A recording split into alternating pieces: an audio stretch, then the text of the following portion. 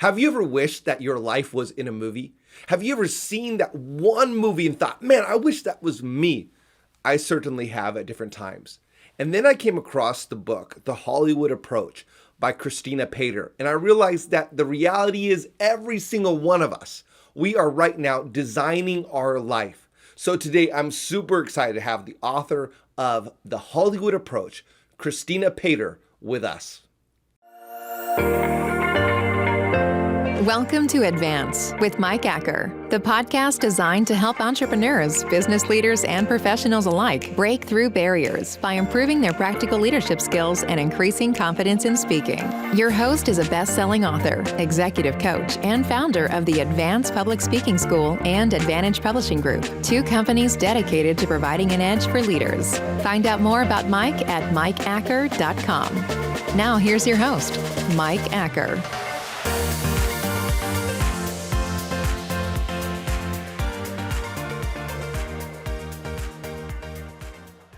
Well, welcome, Kristina. I'm so glad to have you on the show. Welcome today. Thank you so much. I'm stoked to be here, Mike. It was fun to meet through Marina. She was on the show just a couple weeks ago.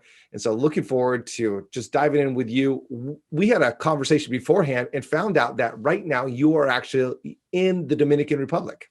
That is right. Yes. So, North Coast. So you're not in freezing snow like a lot of the United States is. No, but I would say I came by this location. Honestly, I grew up in Green Bay, Wisconsin for the first 18 years of my life. So you get what a lot of people are going through right during the filming of this show today. Absolutely. And my heart and my sunshine goes out to you, my friends. Absolutely. And we're talking about Hollywood today and the Hollywood approach. You wrote a book called The Hollywood Approach.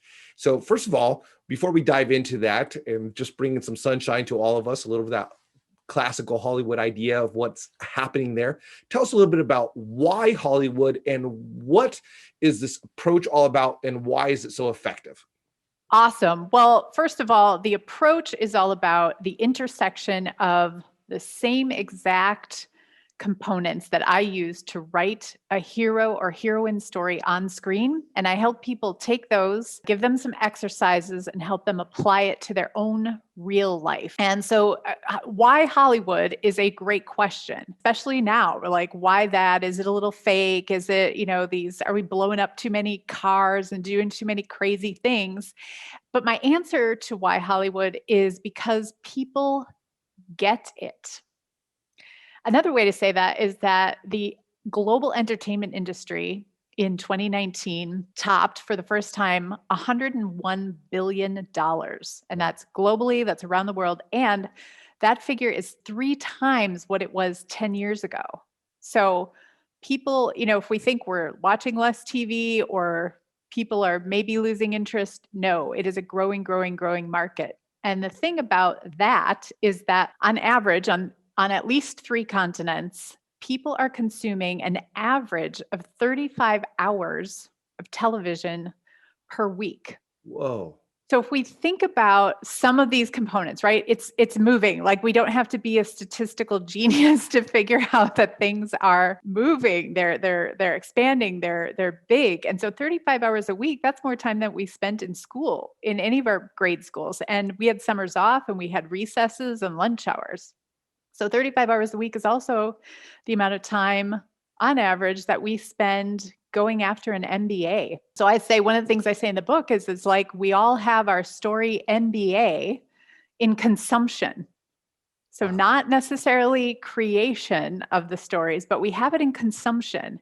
And most of those stories are influenced by Hollywood. Very interesting. And we're all aware of the influence that Hollywood has to some degree, and you're bringing up some hourly amounts to this. Yes. Now, what I didn't do at the beginning is actually introduce really why you're an expert in this topic. So let's dive into that. Why is it, and I know you and I've talked, but why is it that you're such a good person to talk to us about the Hollywood approach to life?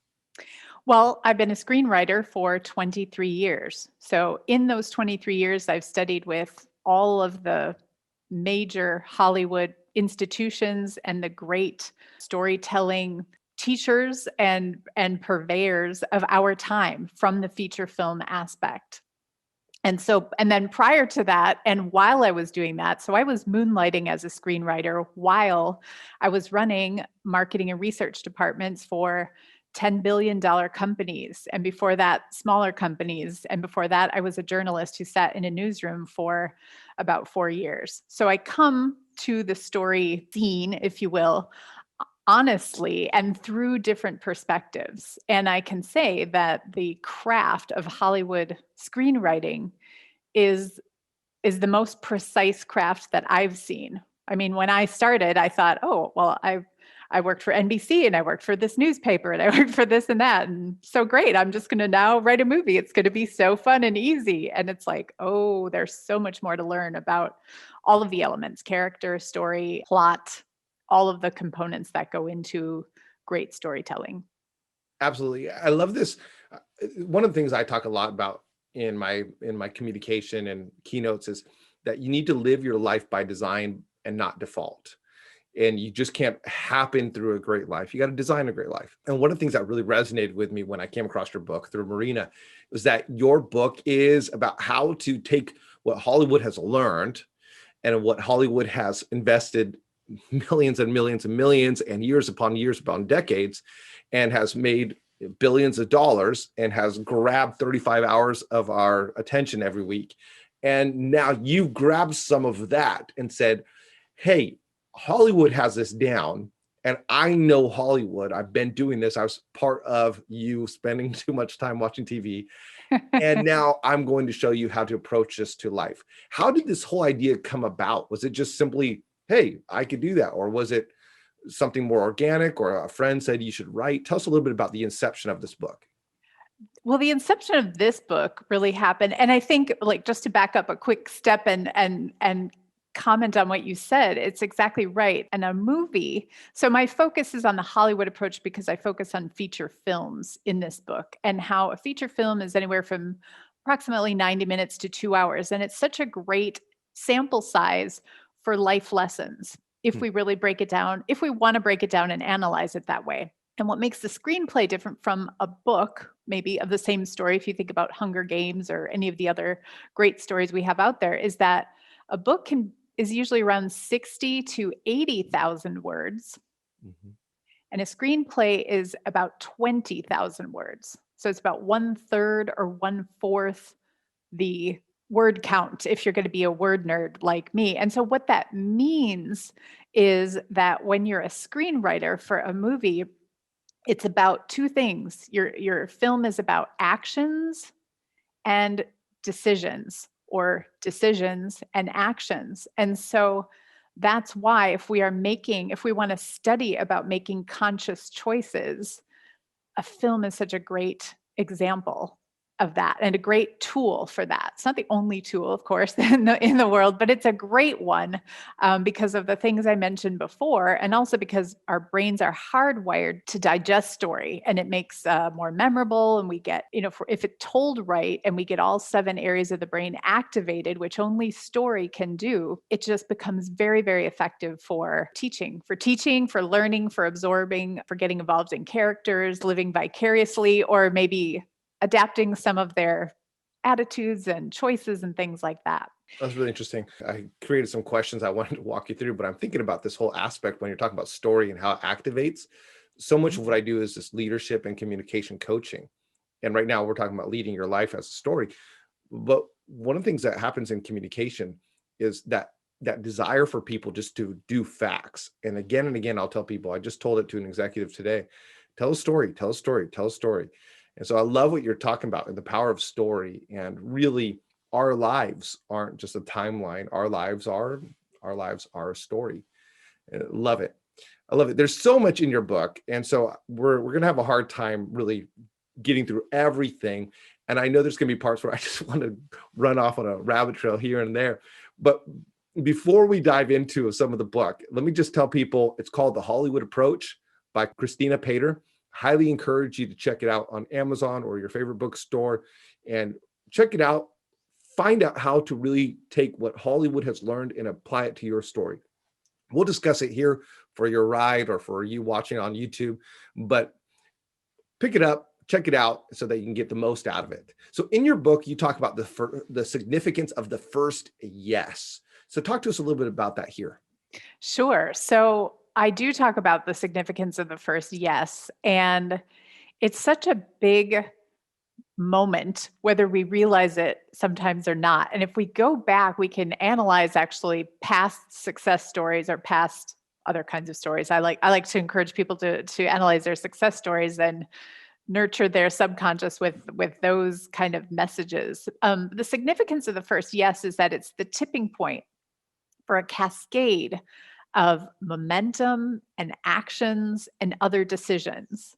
The first yes is that first sign of, first of all, saying yes to yourself and investing in yourself, whatever that yes is, and investing and making a move, making an action, a decision and an action toward what you want. And usually what I find, what I hear from students in my masterclass or other people reading the book is, it's like catnip. They say one yes, and the motivation and the shift from doing that leads to other events, whether they're yeses or just other things in the same vein that propel them forward. So you could look at it as like someone who is embarking on a fitness journey and say they just decide, you know what, I'm just going to tomorrow or today, I'm going to drink 16 ounces more water.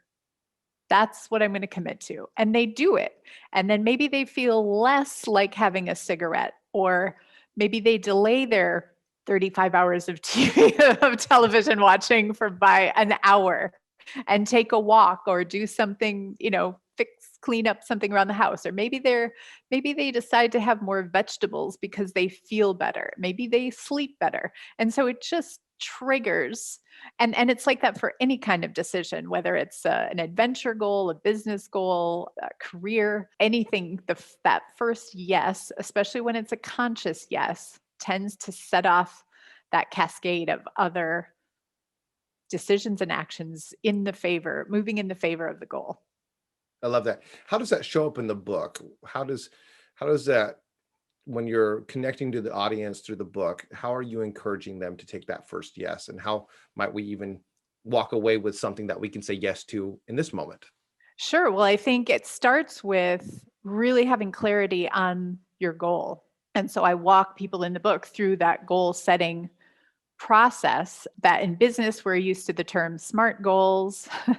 And in Hollywood, we don't say it that way. But if you look at films, all of those characters have the same elements as outlined in a SMART goal. And SMART stands for, of course, specific, measurable, actionable, relevant, and time-based. So you first have to get to the question or the goal and understand, what is your first step? What is your first commitment, right? We can't say yes to drinking 2 glasses of water before we know that the question is, how am I going to move myself forward on this fitness goal? Yeah, I love it. And even in writing a book like you've done, like I've done, hey, here's my goal. For me, the goal was, I'm going to write this book in 30 days. That was my goal. I'm going to write this book in 30 days. So my yes became waking up at 4:30 in the morning, taking a cold shower to motivate myself. I just felt like I was more in charge if I took a cold shower, discipline myself, punish myself, whatever it might be. Some people right now listening, they're like, oh, I just did that a little while ago. And then writing for an hour every single morning from 5, 6. And that yes became so powerful because, just like you said, it cascaded to all these other areas. So that significance of the first yes is absolutely huge. And then in this whole book, you talk about resilience, you talk about continuing forward, having grit. There's a lot that has been talked about that recently. I mean, the book Grit became this monumental bestseller. So how is what you do different than what other people are talking about? Because you're talking about the Hollywood approach to life, powering through, resilience. So how is what you're talking about different than what some others are talking about? Sure. So it's actually the same and it's different. So yeah, there's a lot of great research happening right now. Dr. Karen Ravitch, for example, from the University of Pennsylvania, is teaching a wonderful course on resilient skills. And I know that when you're teaching a course, oftentimes it's better to be broader to appeal to a broader audience. So where my material goes, and also I will just say, I had no idea that there was such an overlap. But one of the things in many different resilience training courses is, they ask you to assess your strengths. And so they say, hey, take a piece of paper, write down, 3 strengths or 5 strengths or 10 strengths or whatever that is. And I think it's great because it's helping you, it's reinforcing, it's focusing on the positive. In the Hollywood approach, and the way I would look at that exercise for, let's say you're the star of my next movie, and you're a guy like, I'm going to write this book in 30 days. That's your goal. And we'd have more specifics around it, but just for for everybody, we'll just say that's the goal, right?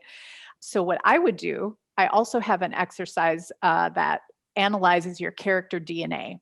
If you're the star of my movie, and also real life. So same, right? Yeah. And so I would analyze your character DNA, and I would go through with you, or if you're my student in this case or client, we'd talk about what are your strengths as it relates specifically to writing a book in 30 days. And you might be like, hey, KP, like I will get up at 5 a.m. I will take a cold shower because that gets the blood moving or whatever, and so we'd go through, I have like a whole process for going through analyzing backstory, past success stories, and find those intersections, have you be thinking about them and how you can apply them to this current goal. So mine is a little more, so it's different in other resilience training because it's more specific, and it's specific to a current goal. And I go a little deeper. Because that's what my work is. My work is deeper than, a broader sense of resilience training. Right. You're thinking about the story of the person. Yep. You're thinking about the backstory and current reality and their goal versus just let's power through this time of difficulty or whatever it might be. That some of the different ones are just, hey, power through, keep on taking your next step. And there's obviously validity in that, but you're taking this more rounded approach and deeper approach and really investigating the person who is making that decision. Is that fair to say? Yeah, it is. And again, there's it's not to in any way say anything negative about what anyone else is doing. I think resilience is a broader question, and so requires resilience is a broader topic and broader goal, and so requires maybe some broader thinking, whereas mine is more focused on a specific goal. And so I was delighted to learn that the overlap of examining strengths is also helpful to think about your resilience, like, again, using your goal as example of writing a book. Right. And so much of what you're talking about is that designing your life. So it's not just about resilience, it's an aspect of designing your life. I'm sure that there was times where you had to be very resilient to get to the success that you had in Hollywood, because there's a lot of people who want to do Hollywood, and there's a lot of people who think that they can just write the book and turn it into a movie right away. And so you had to be resilient in that whole process. One of the things, as I was just diving through the book and checking it out, getting ready for our time, I saw that you wrote a chapter called Flawsomeness, and you're really talking about the flaws that you have. And I noticed that you don't hold back on some of your flaws in the book. So, hey, since you already wrote it in the book, can you recap and share some of your flaws with us right here as well? Sure. I always love that question because I'm always careful to just ease in very gently with people. So it's like, yeah, throw your flaws. Let's put them in a big bag and throw them right on the center of the table. That tends to not be a very popular invitation all the time. But yes, the significance of flawsomeness, which is, first of all, a very highly scientific term that is a combination of your flaws plus your awesomeness. So flawsomeness is one of the 3 components of character DNA that I do this deep dive with people and encourage them to figure out about themselves. So in the movie version, your flaw as an author might be, it could be any number of things. It could be and I'm just making stuff up now. I'm not saying this about you, but it could be maybe you're not good with verb tenses, or maybe you fight dyslexia, or maybe you've never finished a project before in your like that's your tendency. Hmm. And so in the movie world, we figure out what the character's flaw or sacred wound is. And what that represents is your biggest opportunity for growth.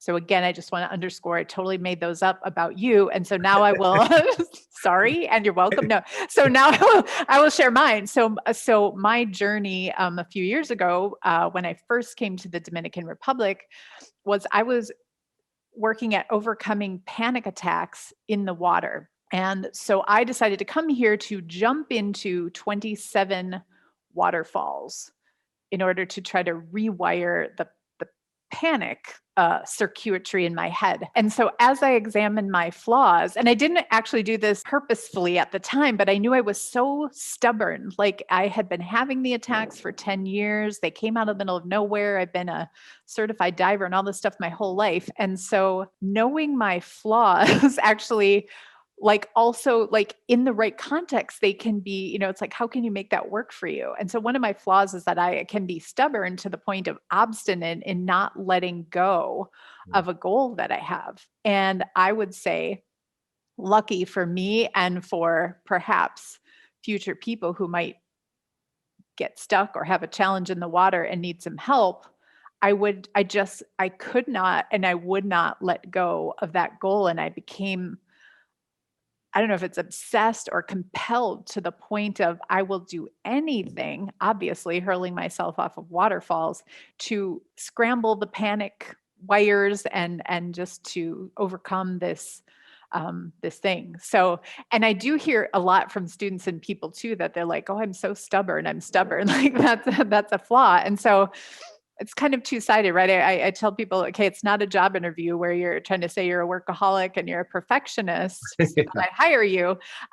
But it is to say, let's examine that, and where are the places I can make that work for me, and where are the places that is going to hold me back? Because that's the other thing that makes a movie, a screenplay, a great example for life lessons, is that there are, in the context of the decisions and actions that a character makes, there are also the repercussions of those decisions and actions. And they show up in the form of what is going to push you toward your goal.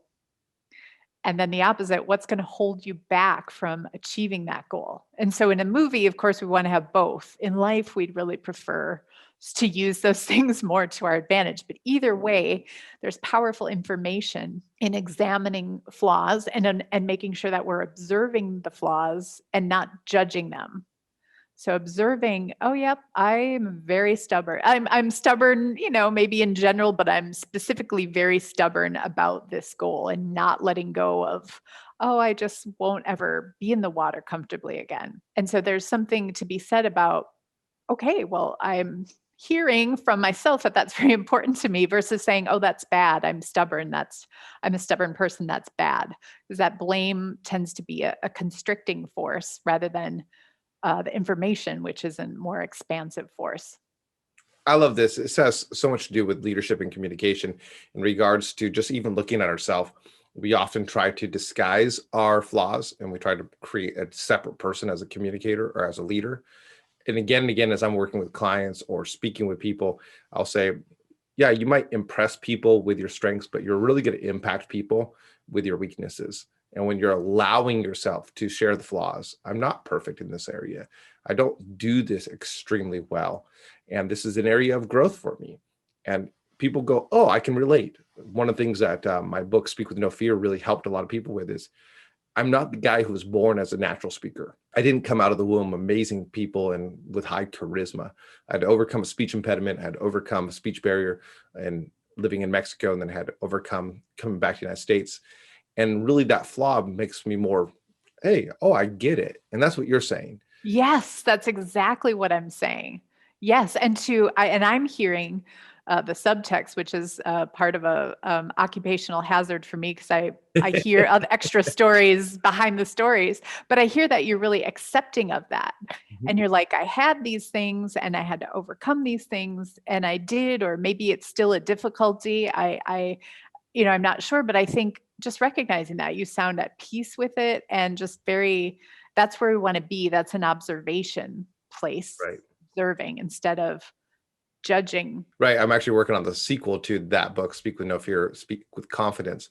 And I actually talk about accept and what it means to accept, what it means to improve, and what it means to appreciate. And so much of those three go hand in hand, and so much parallel to what you're talking about with flossomeness right here. So there's a lot going on here. We're talking about a lot in the Hollywood approach, really taking what Hollywood has learned and applying it to life. So what are some action points? What are something that people could walk away from and say, man, here's 5 key action points in a movie that we should consider in a real life. If I want to make my life amazing, here's some action points I can take away. Sure. Well, in a film, there's so many ways to structure a film. Right. I mean, I just got lost even thinking about it there for a second. But, you've got the 12-step hero's journey, and you've got Blake Snyder's 17-step beat sheet. And Paul Chitlick is a former professor of mine, has 7 steps to a rewrite. And these are all different structures that we can use when examining a story. And they're all valid. And actually, I use them all when I'm working on a story.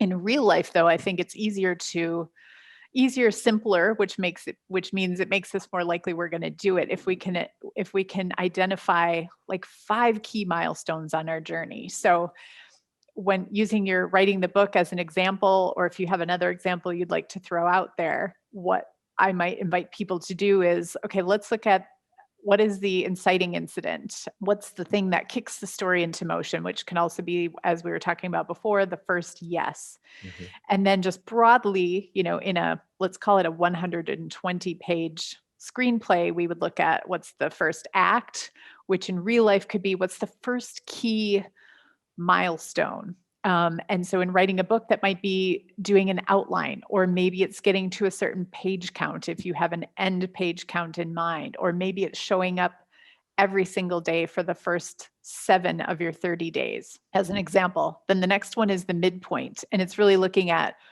what does it look like when I'm halfway? What is the halfway mark of this goal? So again, with writing a book, it might be showing up consistently for those 15 days. It might be writing half of the page count you think you're going to write. It might be some variation of that. Then the next one is what we call in the industry the lost point, or the dark night of the soul. But it can also be like a dip. It can be where we really meet this big challenge in the project. And I always say real life is often, but not always, less dramatic than a film. We're not looking to amp up that dark night of the soul, but we might have a slight regression somewhere.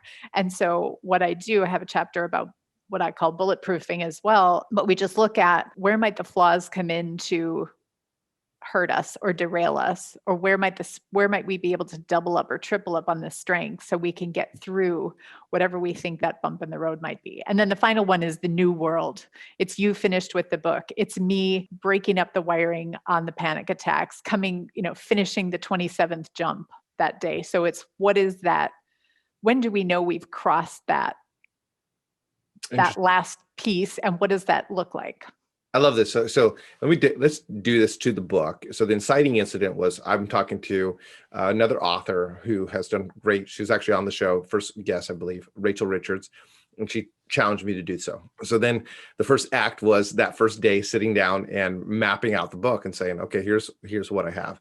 Then the halfway point, I remember going through thinking, oh my gosh, I have written about half the amount of the book that needs to be written. The dark night of the soul was, so Rachel and we were swapping services. I was preparing her for some university speeches, and she was my content editor, and she was ruthless. Rachel, you were ruthless. And so Rachel.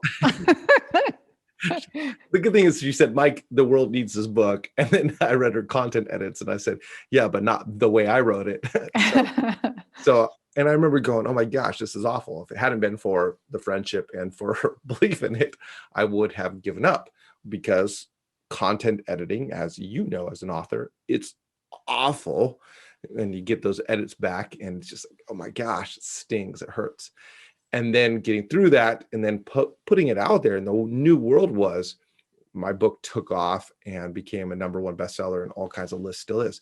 So that new world that it started out on, for someone who's listening, what is your inciting incident right now? Here's my encouragement to you as a motivational speaker. It could be this conversation and you're thinking, I need to go do something. Yeah, I'm listening to Kristina.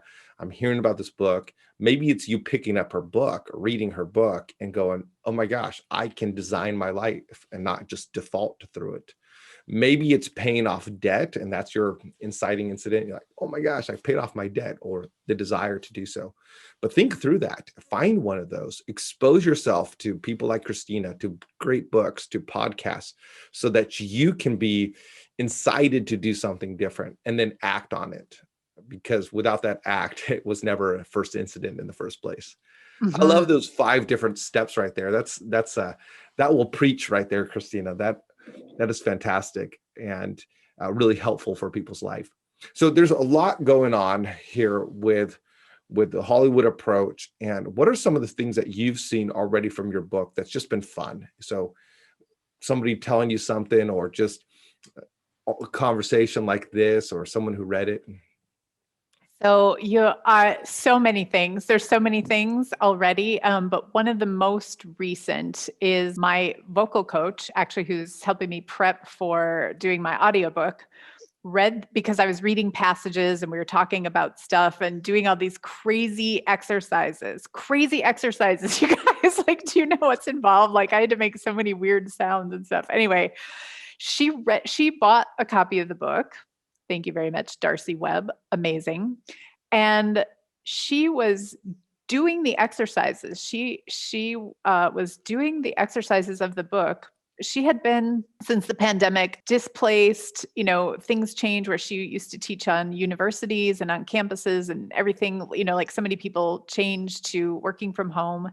She was contemplating a move overseas, and was just kind of like, I need space and I need a studio, and this kind of isn't working anymore. She read the book and went out and bought a new house, decided to move. She bought a house with a studio set up for herself. And by the way, the house is on the beach. I will be coming to visit. Thank you very much. But the clarity for her, she got such clarity in reading the examples, because you're, in the book, you're doing the exercises, and you're also you're thinking about your strengths and your flossomeness. And meanwhile, I'm talking about, here's Jason Bourne's strengths, and here's Jason Bourne's flossomeness, and here's Erin Brockovich's, all of her stuff, character DNA. So it makes it a little bit easier to sort of wade in there. But she's also increased her business. As a result of that, she just had so much clarity and started making decisions to just up-level everything. And it's so exciting. I mean, it's just so exciting to see that. And I could tell you story after story. One woman started an ice cream company. She's a chef, and we don't have many ice cream options here on the island. She started this company called Badass Ice Cream. Another person bought a home. She bought her first solo-owned home. I'm not a real estate agent, just to be clear on that. A few people have started writing books. One person was leaving their corporate job and starting their own business, and they found clarity through the steps in the book. But it's amazing, and it's amazing because it's making you more you, making you the best you can be. It's not it's not trying to have you be more like Jason Bourne or more like Erin Brockovich or any other specific character, but it's bringing out what's natural to you, the flaws you have, and that are opportunities to grow and move forward. So I think that for me, this will never, ever in a million years get old. That's awesome. I love the power of analogy, because you're able to take yourself out for a moment. And that's part of what you're doing by saying, hey, let's talk about Jason Bourne. And so you're taken out of yourself for a moment, and then you come back to yourself and think through, what's my flossomeness? What's going on in my story? So well done on that. That's a fantastic idea. I think that what my wife and I want is for you to do a little research into the WandaVision characters, because we're addicted to that show right now. So to unpack that in a little essay for us as a PDF. But this has been fantastic to go through. I love the whole concept. I love the whole drive behind this. I love how helpful this is. So this is not just a book that is going to unpack Hollywood for you. It's going to do some of that, and you're going to find it interesting, which is always great when a book is interesting, but you're also going to find it connective to the author. So you're going to feel like, hey, I get Kristina, and then directive to you. So I highly encourage you to check it out. The Hollywood Approach, Kristina Piader. Kristina, it's been fun having you on the show here today. It's been great talking with you and meeting you over the season that we've been able to connect. Thank you so much for being on. Thanks, Mike. Such a blast. Absolutely. Any place that people can find you besides your book? Is there some place that you would like people to go? Sure. I'm at KristinaPiader.com, and I'm on all the socials and LinkedIn under the same name. That's right. You have been blowing up my LinkedIn recently. So see all these people interviewing you. So that's been a lot of fun seeing that. And that's Piader. Is that correct? Yes, that is correct. Great. So check that out. Find Kristina, connect with her. This is Mike Acker on Advance with Mike Acker. Thank you so much for being a part of this. Go ahead and click subscribe so you don't miss out on what's coming up next.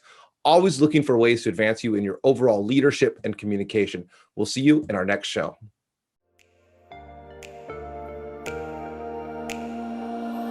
Thanks for listening to Advance with Mike Acker, a podcast designed to provide an edge for leaders through improving practical leadership skills and increasing confidence in speaking. Mike is a best-selling author and business owner who has helped many leaders increase their skills and their confidence, propelling them to new heights in their personal and professional endeavors. Join an incredible group of professionals taking the steps to become better leaders at connect.stepstoadvance.com. Don't forget to rate, review, and subscribe so you never miss an episode.